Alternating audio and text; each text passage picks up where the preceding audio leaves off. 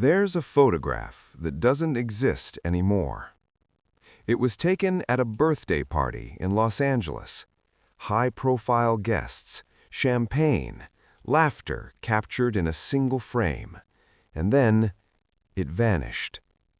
Not because it was scandalous, but because someone asked for it to disappear. Ask yourself this: when does a photograph become dangerous? When does a smile at a party require management? When does visibility become a liability? 2025 was supposed to be a year of healing for the British royal family, the king undergoing treatment, a princess in remission, reconciliation whispered behind palace walls. Instead, it became something else entirely. A year where silence became the most valuable currency in the kingdom, where titles were stripped without ceremony, where family members stopped answering phone calls, not out of anger, but strategy, where a duchess corrected someone about her name and the internet erupted. This is not a story about scandal, not really.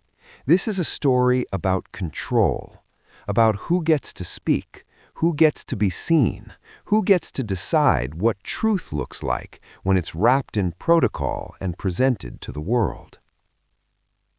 Here's what no one talks about. Every royal controversy you've ever witnessed follows a pattern, a quiet pattern, one that repeats with such precision that once you see it, you can't unsee it. Someone makes a choice. The institution responds, not immediately, but inevitably. And then, silence. Not the silence of peace, the silence of strategy.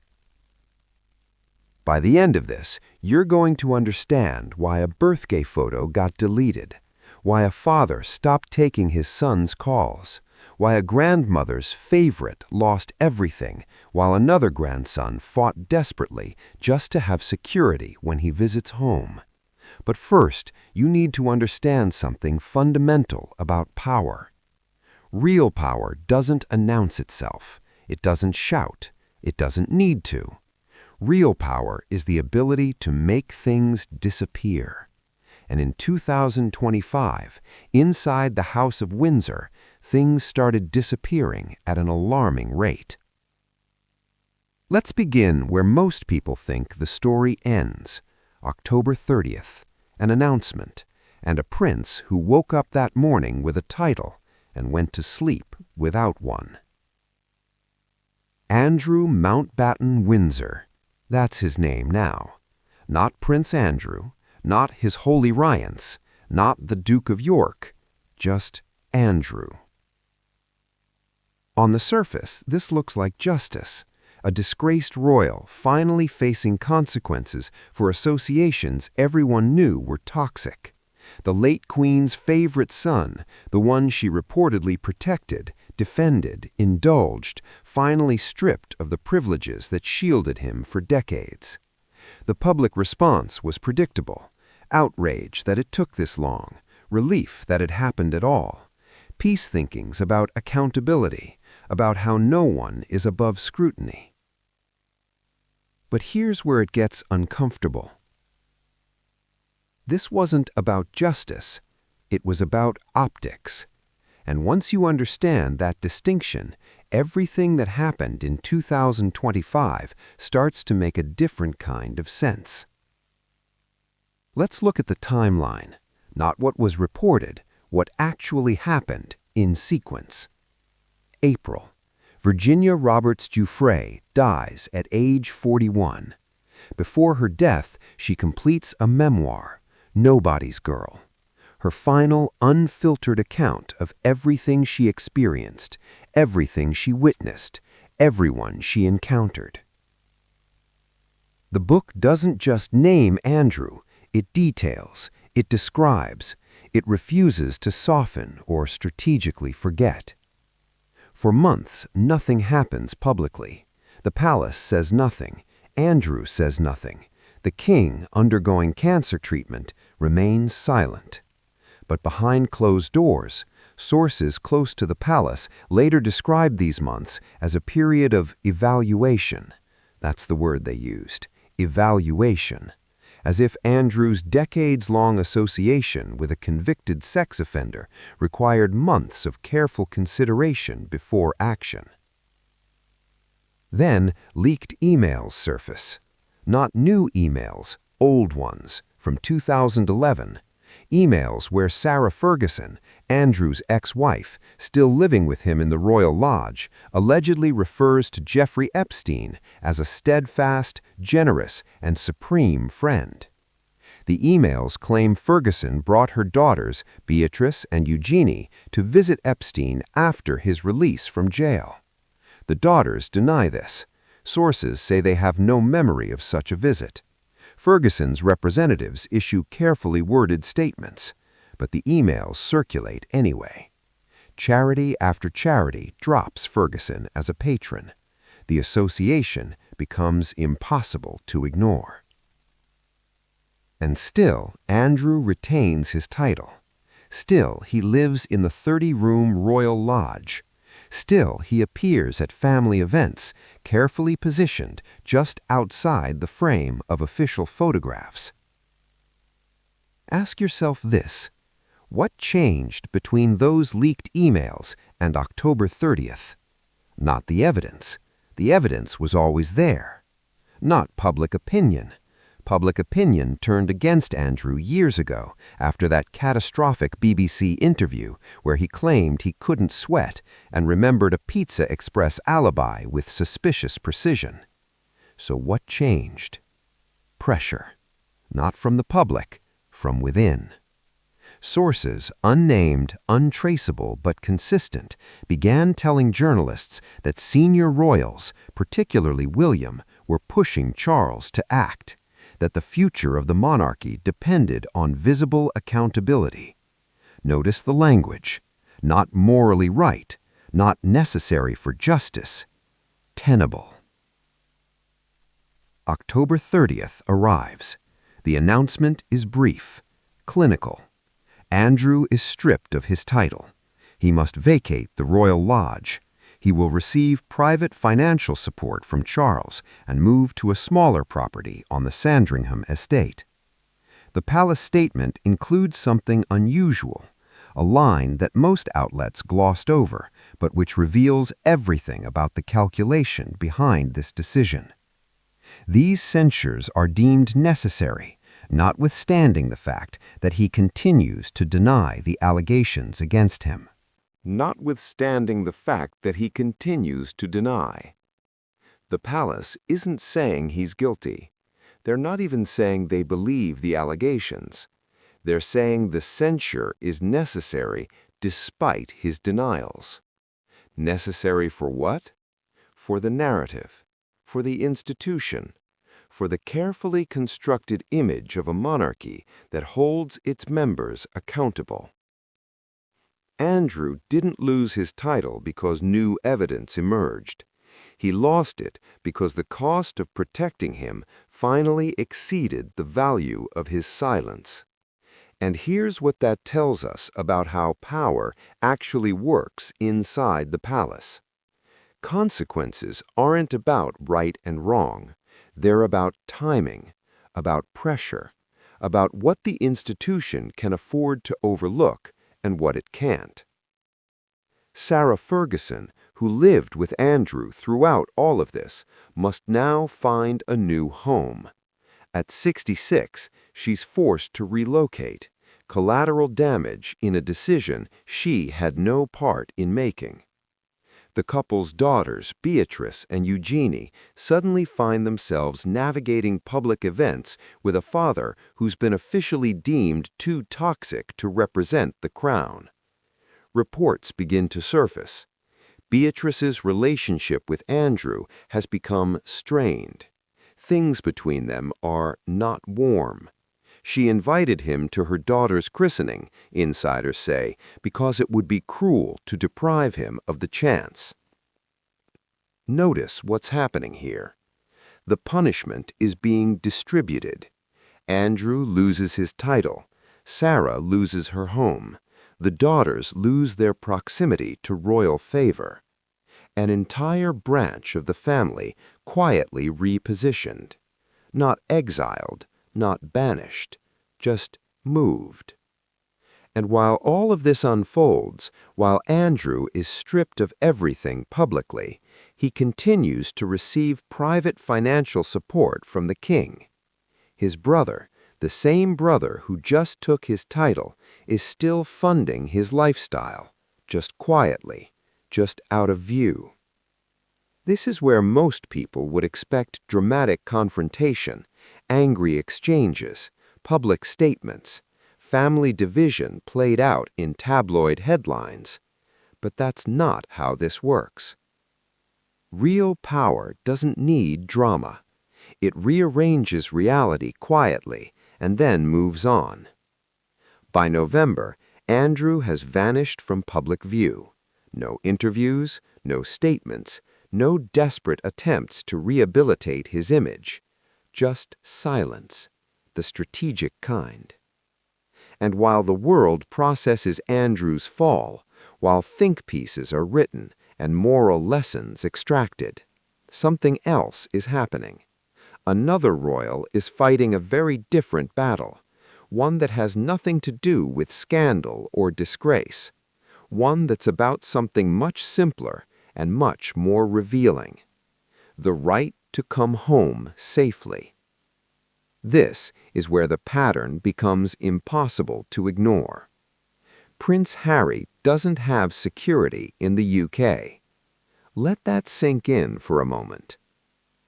A man born into the British royal family, a man who served 2 tours in Afghanistan, a man whose mother was killed in a car crash while being pursued by paparazzi, a man whose grandmother was the Queen of England.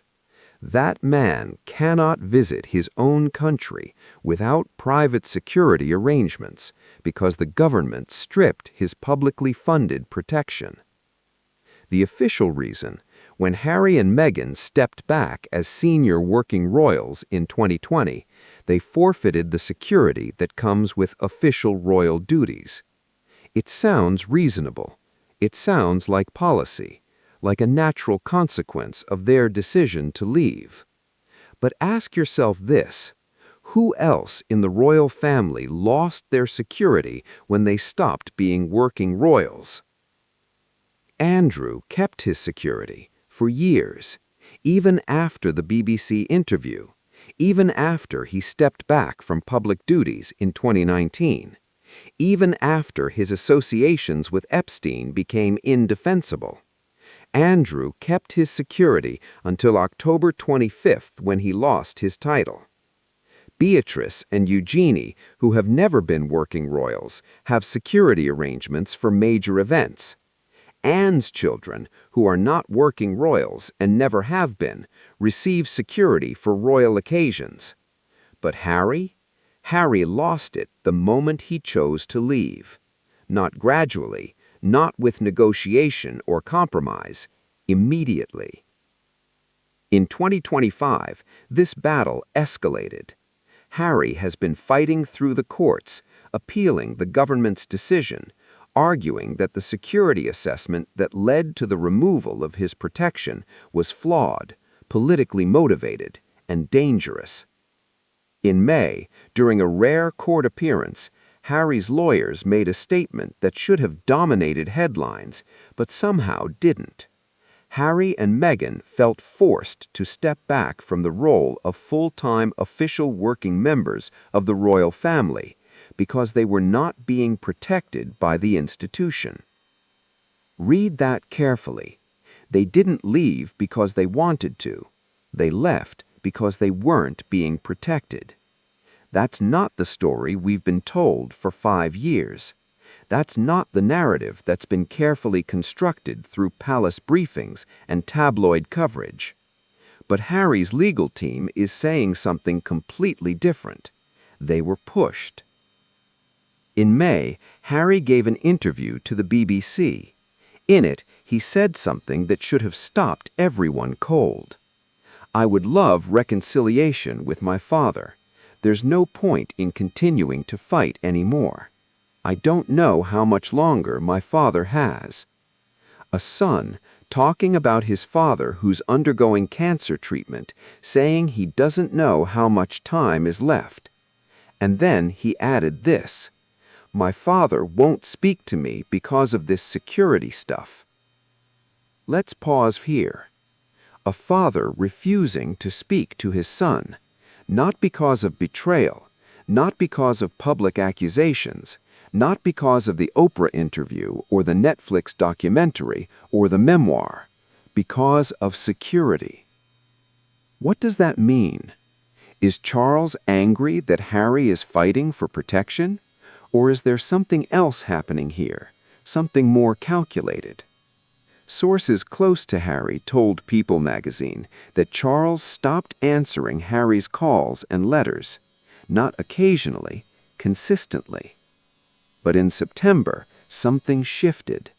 September 10th, Harry and Charles meet privately at Clarence's house, their first meeting in 18 months, a private tea, no press, no official statement, and then nothing.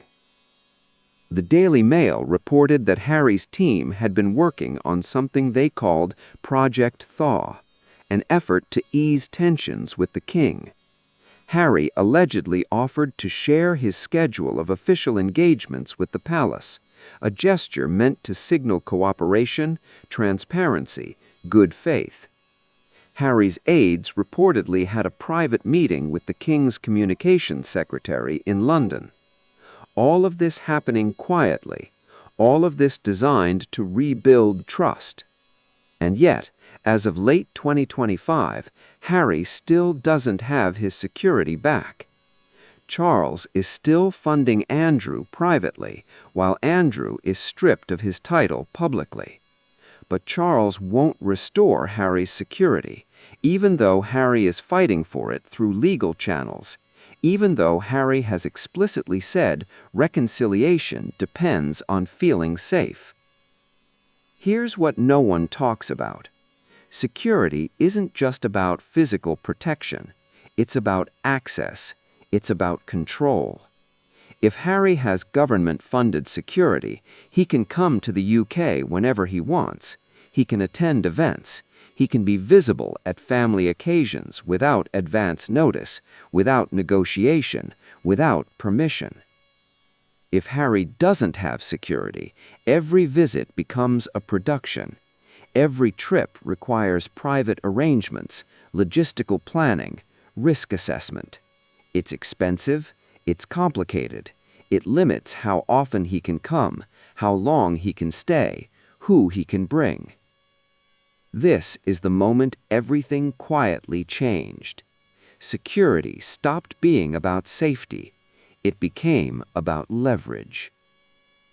In The Guardian, it was reported that Harry wrote privately to Home Secretary Shabana Mahmood requesting a full security risk assessment, not through the courts, not through lawyers, privately. A prince writing to a government official begging for an assessment of whether he's in danger in his own country. And the response? The case is now set to be reviewed by the Home Office. Set to be reviewed, not restored, not reconsidered, reviewed. Meanwhile, Harry's lawyers continue arguing in court that this is fundamentally a family dispute, that at its heart, the security issue is about family dynamics, not government policy. But the government maintains this is about protocol, about rules, about what you're entitled to when you step back from official duties. So who's telling the truth? Maybe both. Maybe neither. Maybe the truth is that security became the tool through which a family conflict gets managed, controlled, and ultimately prolonged. Because here's the thing about leverage, you don't give it up voluntarily. If Harry gets his security back, he has freedom, independence. the ability to come and go without asking permission, without negotiating terms, without being managed. And if there's one thing the institution cannot afford, it's a royal who operates outside its control. Andrew was controlled through scandal, then stripped of title when he became too costly to protect. Harry is controlled through security, kept at a distance, always negotiating, always dependent on decisions made by others. Different methods, same result: containment. And while Harry fights this quiet battle, while Project Thaw plays out in carefully orchestrated meetings and leaked briefings, another member of the family is dealing with a very different kind of scrutiny, one that has nothing to do with scandal or security, one that's about something much more intimate and much more cruel: her hair. This is where the psychological pressure becomes visible. Kate Middleton appeared in public in September with different hair. That's it. That's the entire story. She attended an event in London. Her hair, usually chestnut brown, had sun-kissed highlights. It looked lighter, softer, flowing differently than usual, and the internet exploded. Within hours, speculation flooded social media. Was it a wig? A hairpiece? Why did she change it? Was she hiding something? Was this about her health, her treatment, her recovery? Thousands of comments, theories, analyses, zoom-ins on photographs trying to detect where real hair ended and extensions began. Sam McKnight, Princess Diana's former hairstylist, did something unusual. He posted on Instagram, not to comment on Kate's style, to defend her from the cruelty. His statement was searing. "I am shocked, horrified, dismayed, and disgusted by all the nasty comments about the Princess of Wales today. A woman's hair is very personal to her, its armor, defense, confidence, and so much more." Armor, defense, confidence. He wasn't talking about fashion. He was talking about survival. McKnight continued, "I cannot believe how evil and lacking in any kind of empathy are the comments, the majority made apparently by other women, attacking a vulnerable other young woman who has no choice, by dint of who she married and the role she took on, to bravely face the public." A vulnerable young woman who has no choice. Let's sit with that for a moment. Kate announced her cancer diagnosis in March 2024. She underwent treatment throughout the year. In January 2025, she announced she was in remission. Remission, not cured, not recovered. Remission. And in September, months after revealing the most intimate health crisis of her life, she steps out in public and is immediately dissected, scrutinized, analyzed for any physical change that might reveal something she hasn't chosen to share. This is the price of visibility when you're royal. But here's what's interesting. Here's what reveals the deeper pattern. Kate didn't respond to the speculation. No statement, no clarification, no "it's just highlights" or "this is personal." Just silence. She appeared at the event, smiled for the cameras, completed her duties, and said nothing about the hurricane of commentary surrounding her appearance. Because what could she say? If she addresses it, she validates the scrutiny. She confirms that her hair, her appearance, her body is up for public debate and discussion. If she stays silent, the speculation continues, but at least she doesn't give it oxygen. So she chose silence. Strategic silence. This is what McKnight meant by "she has no choice." Not that she can't speak, but that speaking wouldn't help. That the moment she became Princess of Wales, she entered a system where privacy is negotiated, where personal autonomy is conditional, where even your hair becomes public property. By December, Kate had resumed more regular public duties. She hosted her annual Together at Christmas carol service. She appeared with William at various events. She smiled, waved, engaged with crowds. And people watched, not just to see her, to see how she looked, to monitor her health through photographs, to detect signs of struggle or strength or anything in between. Ask yourself, what does it feel like to be watched that way? To know that strangers are zooming in on your hairline, analyzing your skin tone, tracking your weight, monitoring your energy levels. To know that your body has become a public text that everyone feels entitled to read and interpret. There's a reason Kate's appearance at Together at Christmas drew headlines not for the event itself, but for who wasn't there. Beatrice and Eugenie, Andrew's daughters. They were invited, according to royal commentator Neil Sean. Harry had extended an olive branch, wanting to include them during what had been a very difficult year. But they didn't come. Publicly, no reason was given, but the implication hung in the air. Andrew's scandal had contaminated even his daughter's ability to appear at a Christmas carol service. Not because they'd done anything wrong, but because proximity to scandal is its own kind of guilt in the public eye. And the palace, always conscious of optics, always managing narrative, understands this better than anyone. So Kate performs, she appears, she smiles, she hosts, she fulfills her role. And when people mock her hair, she stays silent. When people question her health, she stays silent. When people speculate about her marriage, her relationship with William, her feelings about Harry and Meghan, she stays silent.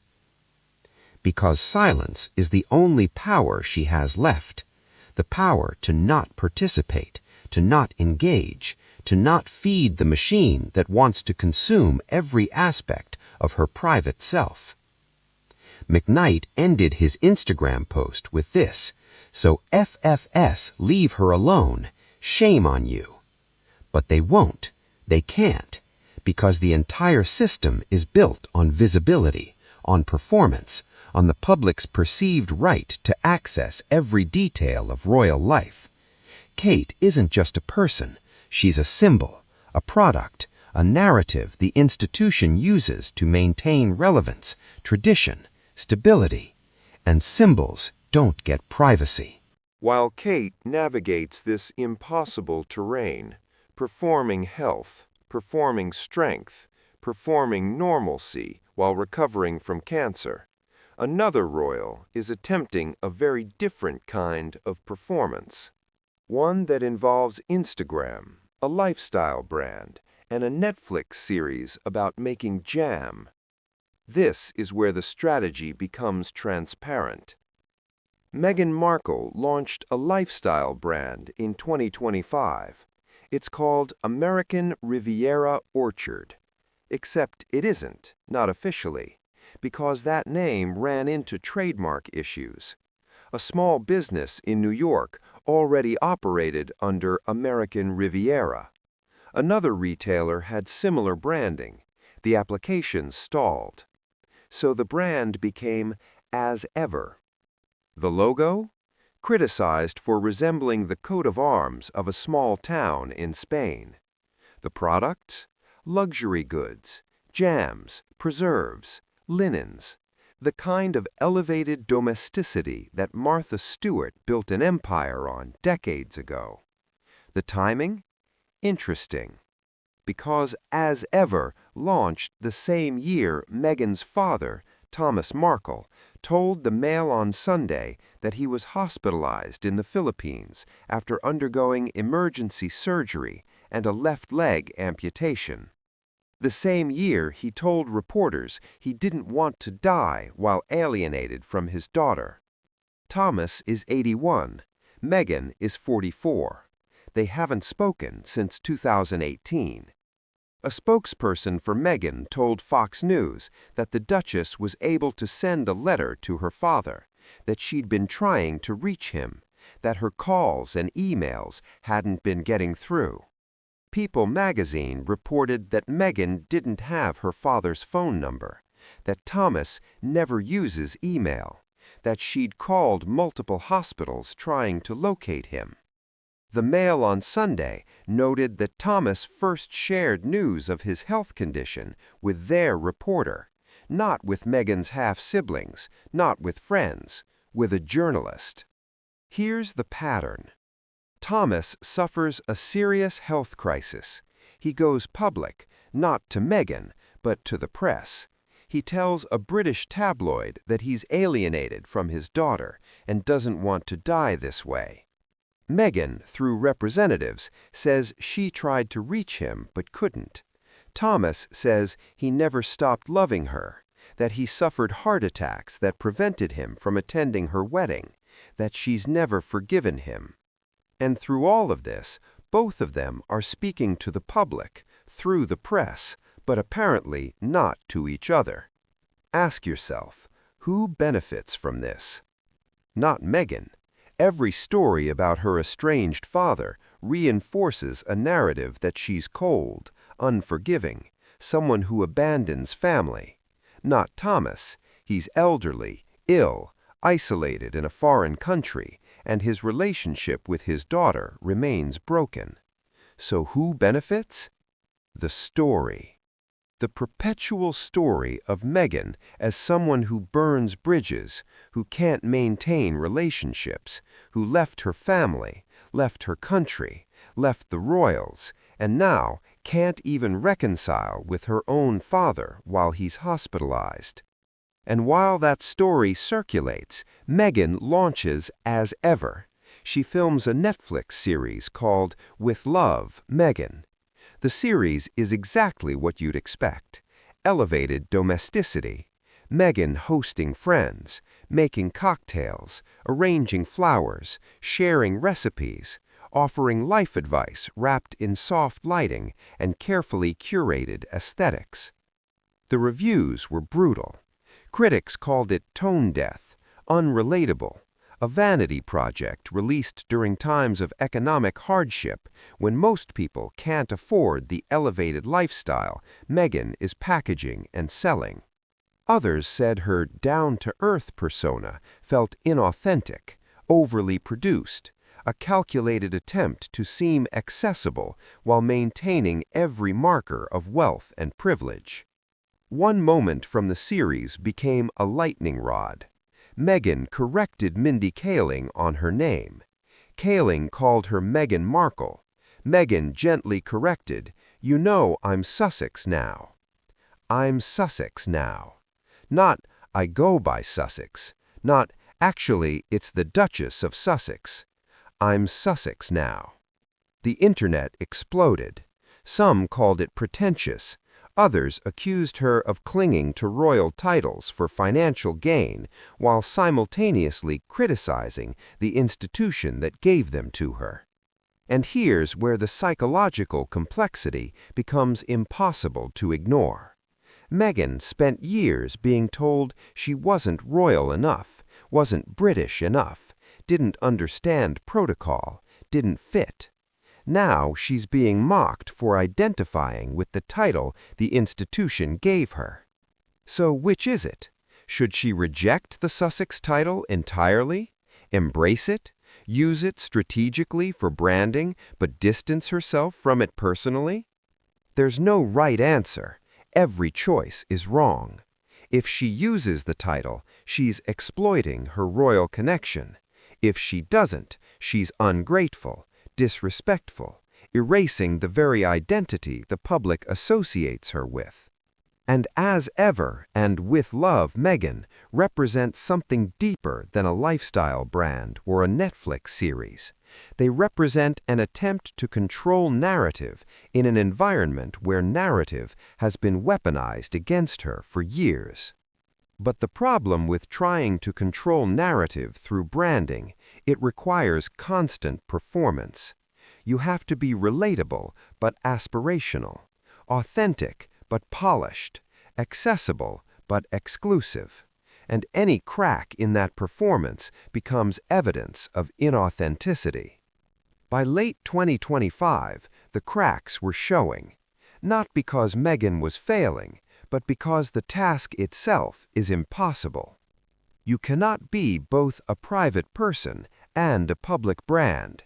You cannot reject the institution and then use its titles.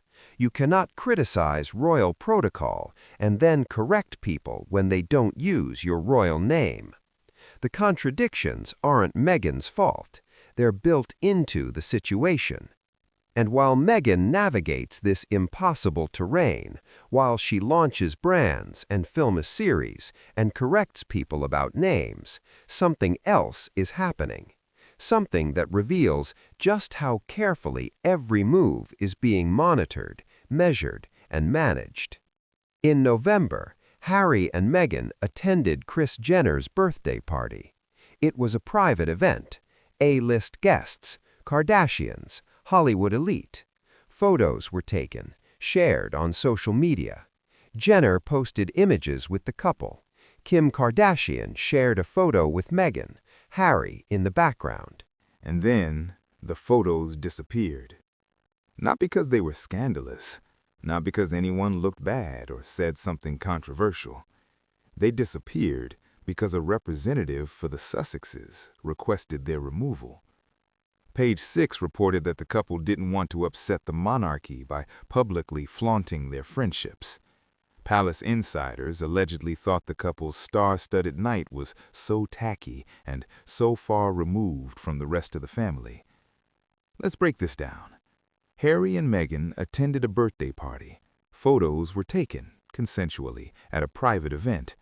Those photos were shared publicly by other attendees, and Harry and Meghan asked for them to be removed. Not because of privacy, but because of perception. Initial reports claimed there were consent forms at the party, and the couple had checked no. Later, sources told People magazine there were no consent forms. So the photos were deleted because what? Because the Sussexes didn't want the palace to see them socializing with the Kardashians? Because being photographed at a birthday party somehow violated the delicate negotiations of Project Thaw? Ask yourself, when does attending a birthday party become a strategic liability? When does being seen with certain people, successful, famous, wealthy people, become something that requires management and removal? This is what life outside the institution looks like when you're still tethered to it. Every friendship is scrutinized, every public appearance analyzed, every photo a potential weapon in a narrative war you didn't choose but can't escape. The photos disappeared. Jenner's post was edited, Kardashian's image removed, and the story became about control, about image management, about how even in Los Angeles, at a birthday party, surrounded by people who've chosen to be in their lives, Harry and Meghan are still performing, still managing, still negotiating with an institution thousands of miles away.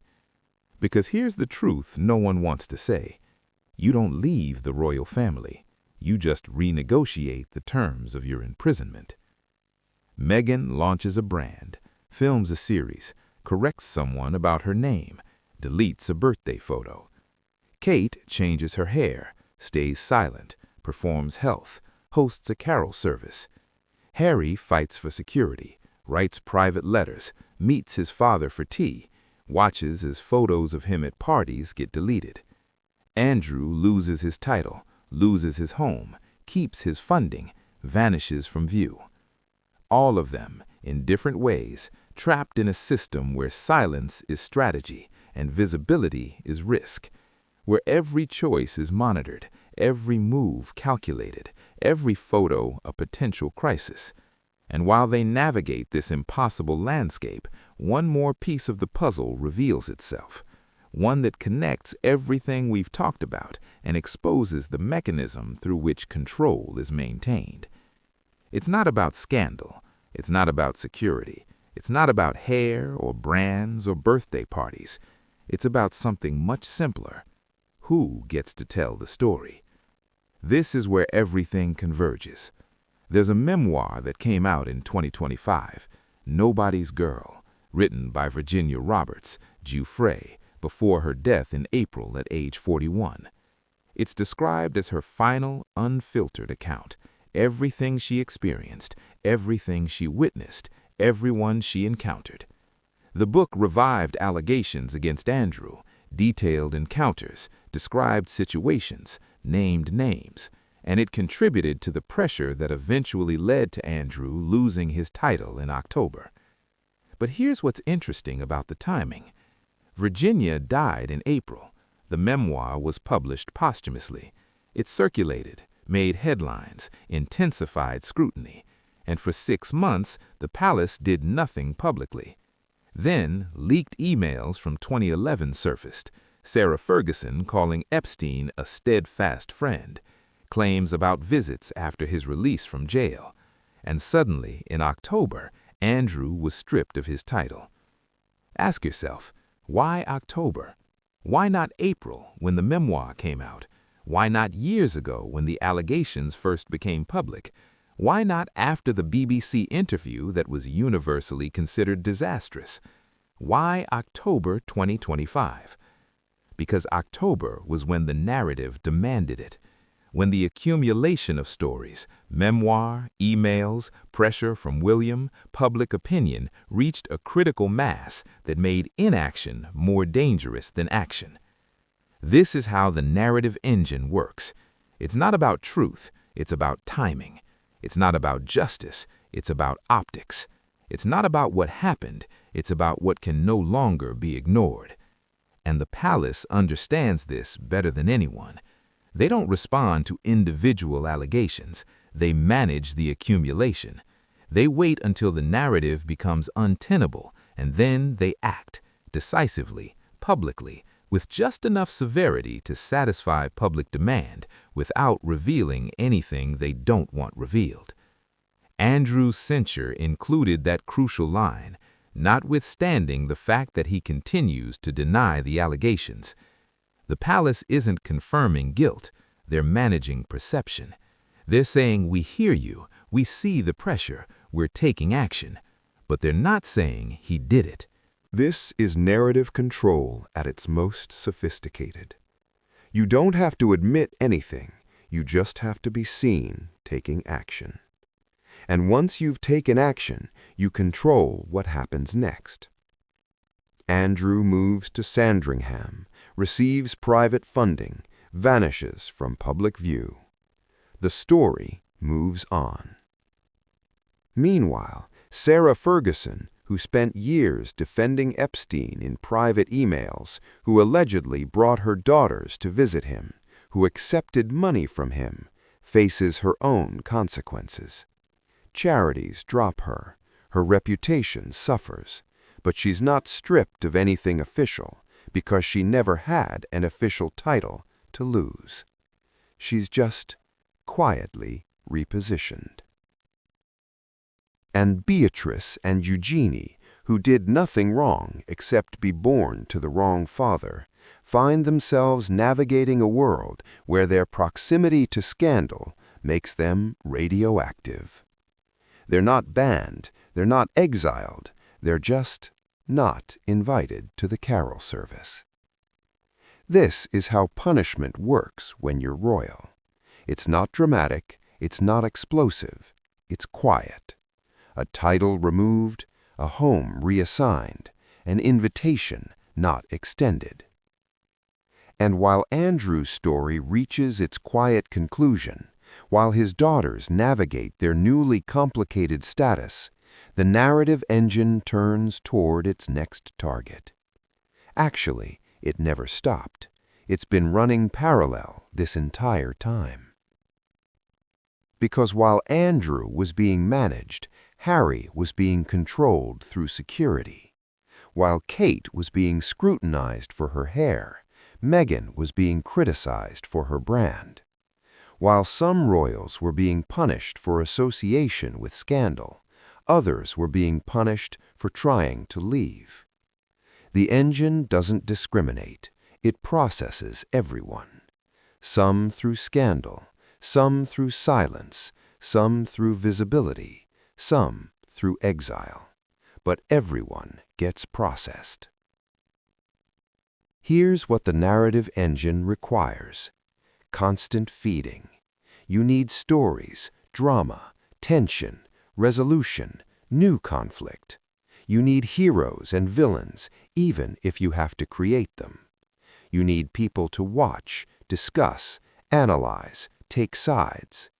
And the royal family, whether they want to or not, provides this. Andrew's scandal, Harry's security battle, Meghan's brand, Kate's hair, Thomas Markle in a hospital, birthday photos deleted. Every single one of these stories fed the engine, generated headlines, think pieces, social media discourse, public opinion. And here's the thing that should terrify you. The engine doesn't care about truth. It cares about engagement. Did Sarah Ferguson actually bring her daughters to visit Epstein? Sources say no, but the story circulated, got discussed, generated outrage. Did Meghan really not have her father's phone number? Did she call hospitals? Did she send letters that didn't get through? We only have statements from representatives. But the story fits a narrative. Meghan, cold and distant, unable to reconcile even as her father faces amputation. Did Kate wear a wig? Probably not.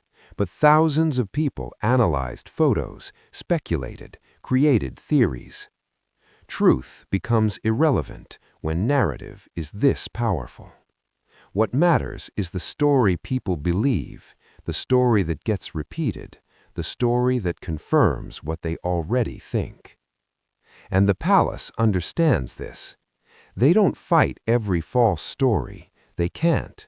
There are too many. Instead, they manage the big ones, the ones that threaten the institution, the ones that demand response. Andrew threatened the institution, so he was removed.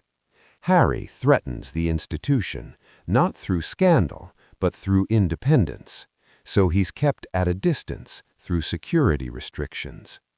Meghan threatens the institution, not through anything she's done, but through who she represents: an American, an actress, a biracial woman who didn't follow protocol.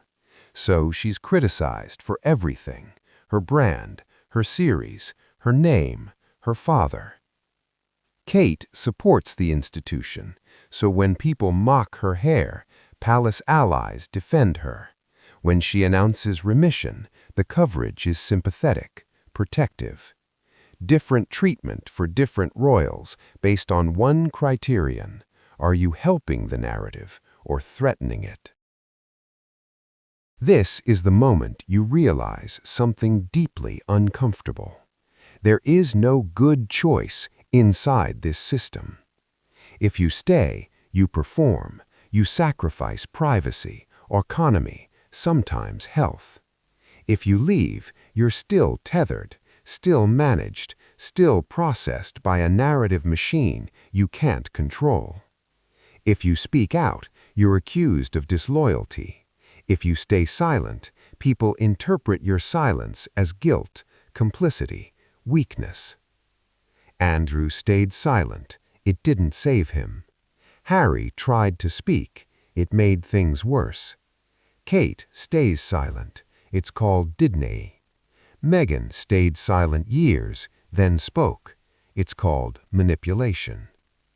Same action, different interpretation. Because interpretation isn't about what you do, it's about who you are in the narrative. And once the narrative decides who you are, everything you do gets filtered through that lens. Andrew, disgraced. Everything he does now is filtered through disgrace. Harry, difficult, ungrateful. Everything he does filtered through that lens. Meghan, calculating, cold. Everything she does, brand, series, name correction, filtered through that lens. Kate, dignified, suffering, strong. Everything she does, hair change, public appearances filtered through that lens. The narrative isn't describing them, it's creating them. And the palace, the tabloids, the public, we all participate in this creation. We all feed the engine. Every click, every share, every comment, every hot take. We're not observing the story, we're writing it. By late 2025, the pattern was impossible to miss. Andrew, processed, removed, contained. Harry and Meghan, managed through distance, security restrictions, strategic silence. Kate, protected through sympathetic coverage, defended by palace allies. Beatrice and Eugenie, quietly repositioned, their father's scandal redistributed across the family. And through it all, the institution remained. Not unscathed, not uncontroversial, but intact. Because that's the point. Individual royals can fall, titles can be stripped, relationships can fracture, but the institution survives. It survives because it's not really about the people. It never was. It's about the symbol, the continuity, the story we tell ourselves about tradition, stability, heritage. And as long as we keep telling that story, the institution can sacrifice anyone who threatens it. Andrew threatened it, gone. Harry threatened it, kept at distance. Meghan threatened it, criticized relentlessly. Kate upholds it, protected. Charles upholds it, powerful even while undergoing cancer treatment. William upholds it, positioned as the future, the hope, the stability. This is not a story about scandal. It's a story about survival, institutional survival. And the cost of that survival is always paid by individuals, people who were born into this system or married into it or found themselves entangled in it, people who thought they could navigate it, manage it, escape it. But here's the truth no one wants to face. The system isn't designed to be navigated. It's designed to process you. And whether you're processed through scandal like Andrew, or security like Harry, or scrutiny like Kate, or criticism like Meghan, you're still being processed. The only question is, what will be left of you when it's done? Let's go back to that photograph, the one that doesn't exist anymore. Kris Jenner's birthday party, November 2025. Harry and Meghan smiling with the Kardashian matriarch. Another photo with Kim, Harry in the background. Photos taken consensually at a private event, shared publicly by the hosts, and then removed at the Sussexes' request. On the surface, this is about image control, about not wanting to appear too Hollywood while trying to reconcile with the palace. But look deeper. Why would attending a birthday party threaten reconciliation? Why would being photographed with successful, famous, wealthy people undermine Project Thaw? What message does it send that Harry and Meghan felt they needed to hide evidence of their social life in order to maintain a relationship with Harry's father? It sends this message: your choices will be used against you. Your friendships will be judged. Your visibility will be weaponized. So even in Los Angeles, even at a birthday party, even surrounded by people you've chosen to be with, you're not free. This is the silence protocol. Not a formal rule, not an official policy, just an understanding. If you want access, you moderate yourself. If you want reconciliation, you perform compliance. If you want to be included, you accept surveillance. And it works because it's never stated explicitly. No one tells Harry and Meghan they can't attend parties. No one says they can't have famous friends. But when they do, palace insiders call it tacky. When photos circulate, the implication is, this is why you're not trusted.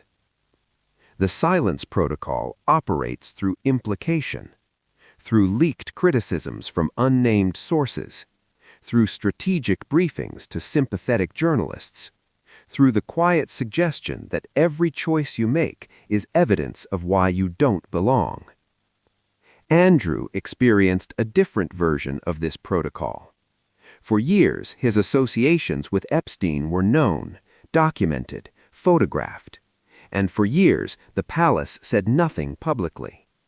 The silence protected him until it didn't, until the silence became more damaging than speech, and then the protocol reversed. From protection to punishment, from we don't comment to these censures are deemed necessary. Harry experienced another version. The palace wouldn't confirm or deny anything about his security, wouldn't explain why it was removed, wouldn't engage with his appeals publicly. Just silence. Strategic silence that left him fighting in courts, writing private letters, meeting his father for tea, hoping for a change that never came. Kate experienced yet another version. When people mocked her hair, the palace didn't issue statements. They didn't confirm or deny wigs or extensions or treatments. Sam McKnight defended her. Other allies spoke up. But Kate herself, silent. Because the protocol says dignified people don't respond to cruelty. They endure it quietly. Meghan tried to break the protocol. She spoke to Oprah. She described her experience. She named the institution's failures. And the response was immediate and devastating. She was called a liar, accused of manipulation, her every claim dissected, dismissed, or weaponized. Because the protocol has a corollary. If you break silence, we will make you regret it. Not through official statements, not through direct confrontation, through leaks, through sources, through strategic briefings that shape coverage without the palace ever putting their name on anything. This is how institutional power works in the modern age. You don't need overt control. You don't need official censorship. You just need enough influence to shape narrative, to decide which stories get amplified and which get buried, to determine who gets sympathetic coverage and who gets relentless criticism. And the British tabloid system, with its complex relationship to the palace, its access to royal sources, its economic dependence on royal content, it enforces the protocol perfectly. Not because there's a conspiracy, not because journalists are being directly controlled, but because the system incentivizes cooperation. If you're sympathetic to the palace, you get access, you get sources, you get stories. If you're too critical, access dries up, sources stop talking, you're frozen out. So journalists learn the protocol too. They learn which royals can be criticized and which must be protected. They learn which stories will get palace pushback and which will be quietly encouraged. They learn to read the signals, interpret the silences, understand what's being communicated without being said. And the public consuming this coverage believes they're seeing objective reporting. Believes the narrative is emerging naturally from events. Doesn't realize they're seeing a carefully managed version of reality, shaped by institutional pressure and strategic silence. This is the genius of the silence protocol. It's invisible. Most people don't know it exists. They just see the results. Some royals beloved, others despised, without understanding how much of that perception was cultivated, managed, intentionally created. By the end of 2025, the protocol had processed everyone. Andrew, stripped, silenced, removed. Harry and Meghan, distant, criticized, deleting birthday photos to avoid further judgment. Kate, sympathetic, protected, her suffering used to reinforce her dignity. Beatrice and Eugenie, quietly repositioned, their father's scandal preventing their full inclusion. And the institution? Intact, weathering another headline-grabbing year, surviving another round of scandal, criticism, internal conflict. Because the protocol doesn't exist to protect individuals. It exists to protect the system. Individual royals can be sacrificed, must be sacrificed when necessary, but the institution continues. Charles, undergoing cancer treatment, still wielding power, still deciding who gets funded privately and who gets security restored, still controlling access, managing narrative, enforcing protocol. William, positioned as the future, pushing for Andrew's removal while maintaining distance from Harry, learning the protocol, learning how power works, learning that compassion is strategic, not personal. And Kate, performing recovery, performing strength, performing royalty even while her body struggles with cancer's aftermath. Because the protocol demands performance, always. Ask yourself, what does it cost to maintain this system? Not in money, in people. It cost Andrew his title, his home, his public life. It cost Harry his security, his relationship with his father, photos at birthday parties. It cost Meghan her reputation, her privacy, her connection to her father. It cost Kate her hair becoming public property, her health a topic of speculation, her silence misunderstood for strength rather than survival. And we participated in all of it. Every time we clicked a headline, every time we shared an opinion, every time we analyzed, criticized, defended, or attacked, we fed the engine. We enforced the protocol. Because the protocol doesn't just govern royals, it governs us. We're taught who to sympathize with and who to despise. We're taught which silences mean dignity and which mean guilt. We're taught to see some royals as victims and others as villains, without questioning who's teaching us these categories. And once we've learned, we police each other. We defend Kate's hair and mock Meghan's brand. We demand Andrew face consequences while wondering why Harry can't just get over it. We consume the narrative without realizing we're also enforcing it. This is how the protocol survives, not through force, through participation, through our willingness to believe that what we're seeing is natural, organic, true, rather than recognizing it as constructed, managed, intentional. By December 2025, as the year drew to a close, the pattern was complete. Andrew, processed. Harry and Meghan, contained. Kate, protected. Charles, powerful despite illness. William, positioned for the future. And the institution, stronger than ever. Not because it's beloved, not because it's uncontroversial, but because it survived another year of scrutiny by sacrificing the right people at the right time. The protocol worked, as it always does, as it always will, as long as we keep participating in it. So here's the question you should be asking. Not who's right or who's wrong, not who's the victim or who's the villain, but this. Who benefits from the silence? Who benefits from the confusion?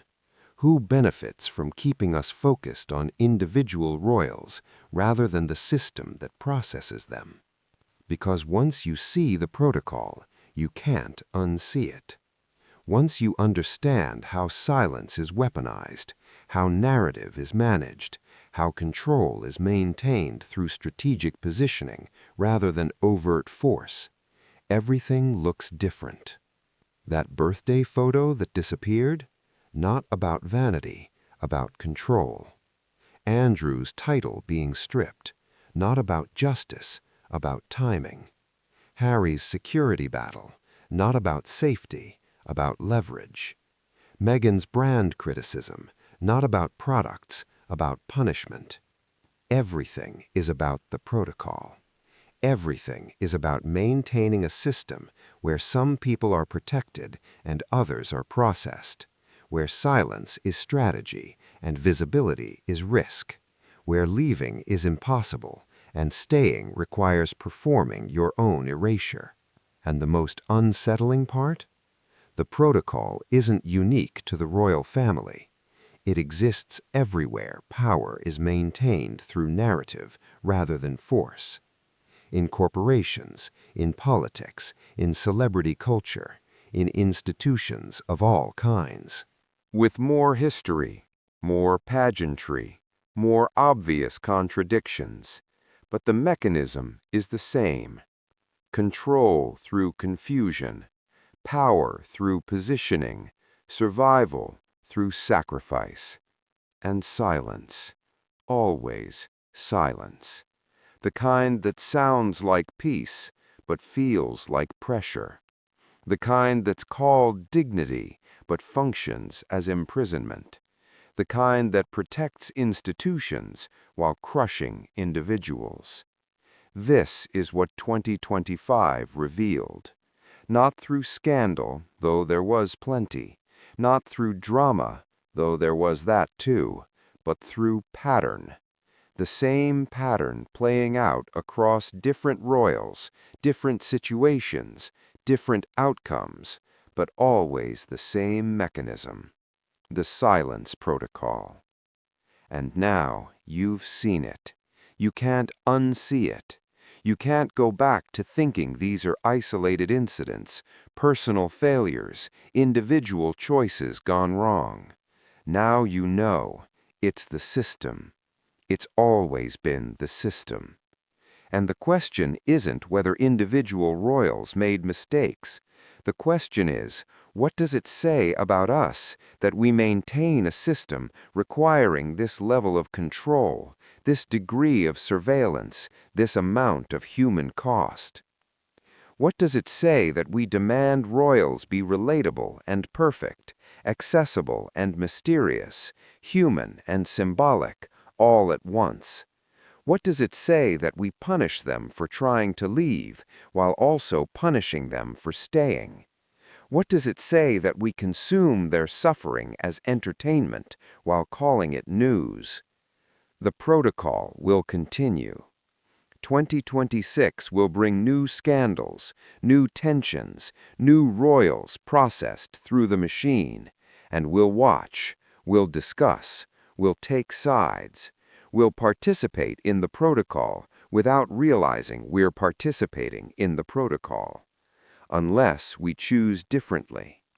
Unless we start asking who benefits from this story. What's not being said? What am I being taught to believe and why? Those questions won't change the institution, but they might change how we see it. And sometimes, seeing differently is where transformation begins. That birthday photo is still deleted. Andrew's title is still gone. Harry still doesn't have his security. Kate's hair is still public property. Meghan's brand is still called tone deaf. Thomas Markle is still in a hospital, still estranged from his daughter. Nothing has changed. Everything has been revealed. The silence protocol continues, quietly, efficiently, invisibly, unless you're listening for it, and now you are. Welcome to the silence. Now you understand what it costs.